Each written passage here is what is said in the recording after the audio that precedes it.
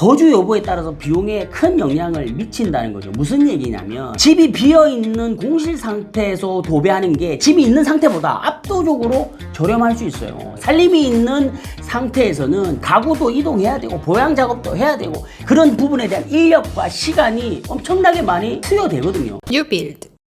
안녕하세요. 뉴빌드 남경엽 대표입니다. 오늘은 도배 관련된 이야기를 좀 해볼 텐데요. 30평 아파트 도배 도대체 얼마면 할 수 있는 거야? 이 질문 정말 많이들 하시는데요. 아마 여기저기 견적을 받아 보시다가 아니 왜 이렇게 다들 업체들마다 금액이 달라 하고 혼란스러웠던 경험이 있을 겁니다. 사실 도배는 견적만 제대로 알아봐도 불필요한 지출을 확 줄일 수 있는 대표적인 항목이긴 한데요. 특히 오늘 제가 알려드릴 금액은 인테리어 회사에서 전체 공사를 진행할 때의 금액이 아니라 도배만 따로 의뢰하는 직용공사, 즉 반셀프 인테리어 방식으로 진행했을 때 가능한 합리적인 비용을 말씀드리는 거예요. 이 점을 꼭 유념하시고 말도 안 되는 금액 이야기하지 마라 이런 이야기 하지 말고 제가 분명히 말씀드렸어요. 인테리어 회사에 맡기는 게 아니고 직용공사 반셀프로 했을 때 가능한 금액이라고 말씀드립니다. 자, 그 점 유념하시고 똑똑하게 도배공사 할 수 있는 방법 같이 한번 알아볼 수 있도록 하겠습니다.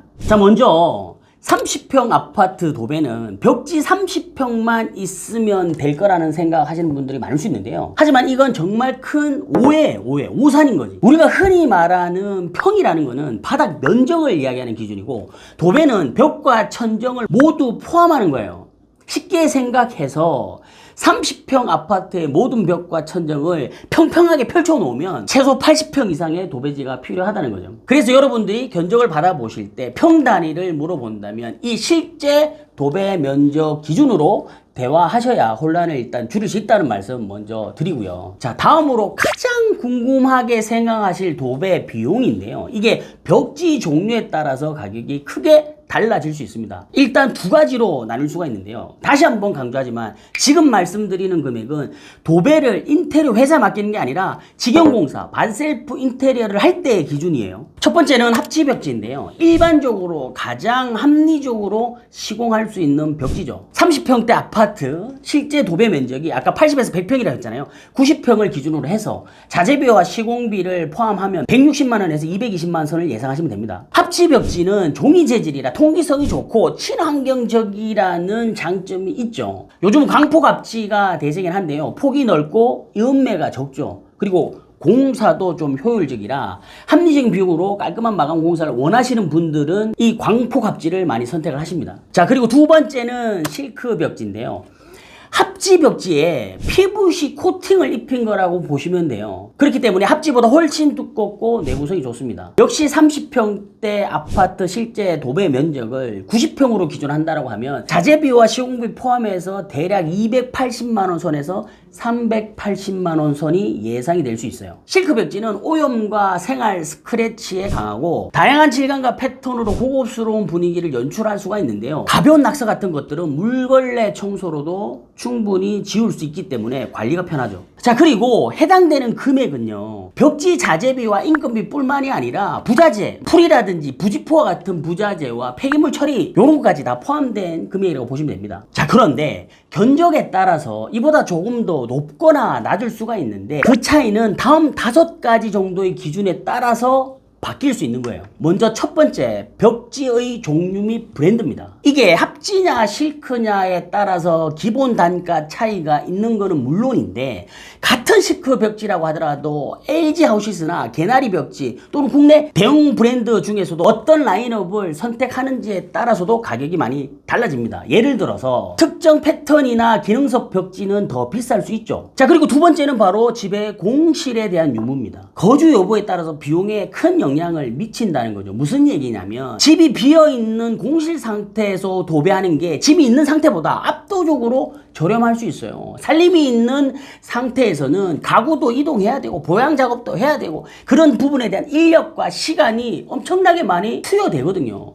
그런 부분들에 대한 필요 비용이 모두 빠지기 때문에 가격이 낮아질 수밖에 없죠. 그래서 짐이 많을 경우에는 공실 대비해서 최소 30에서 50만 원 이상 비용이 추가적으로 발생할 수 있다라고 보시면 됩니다. 자, 세 번째는 뭐냐면 벽 상태와 시공에 대한 난이도에 대한 문제거든요. 기존 벽지가 너무 많이 들뜨거나 곰팡이가 심해서 벽면을 샌딩해야 된다든지 부직포를 재시공해야 된다든지 아이텍스 초보지거든요. 이 작업을 또 밑작업을 또 해야 된다든지 이런 부분들이 얼마나 많이 들어가는지에 따라서 비용이 바뀐다는 얘기죠. 특히 곰팡이가 심하게 펴 있다면 이 곰팡이를 제거하는데 또 인력이 들어간단 말이에요. 그리고 그 곰팡이를 제거하고 방지 작업도 해야 되고 이런 부분들에 대한 품이 들어가기 때문에 추가 비용이 발생할 수밖에 없다. 그리고 집 구조가 복잡하거나 천정이 유난히 높거나 몰딩이나 등박스에 대한 디테일적인 마감이 필요한 곳이 많아지면 작업 시간이 당연히 길어질 수밖에 없어요. 그래서 이런 벽지의 상태나 시공의 난이도에 따라서 가격은 또 올라갈 수 있다. 자, 그리고 네 번째가 시공 인력 및 작업 시간에 대한 문제인데요. 도배는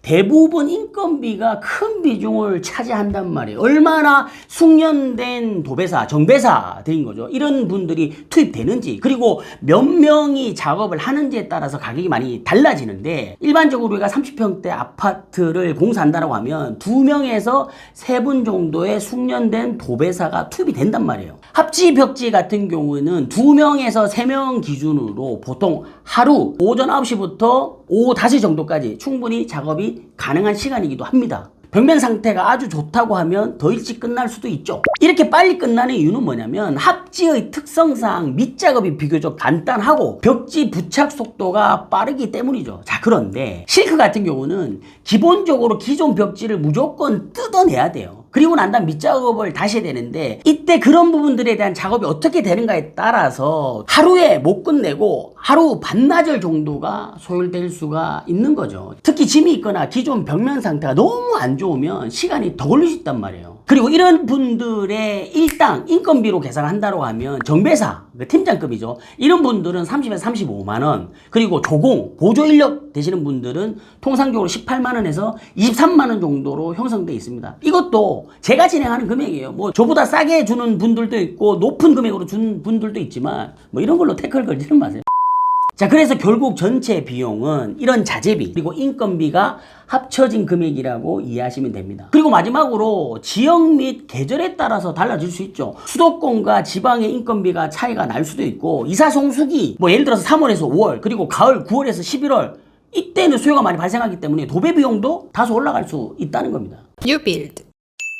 오늘 우리가 도배 관련된 금액에 대해서 이야기를 해봤는데, 다시 한 번 더 누누이 짚고 넘어가야 될 부분이 인테리어 회사에 도급공사로 맡겼을 때 도배 비용이 아니라 직영으로 내가 작업자를 선정해서 진행하는 비용이라고 다시 한 번 더 분명히 말씀드리고, 이쯤에서 이런 의문 들 거예요.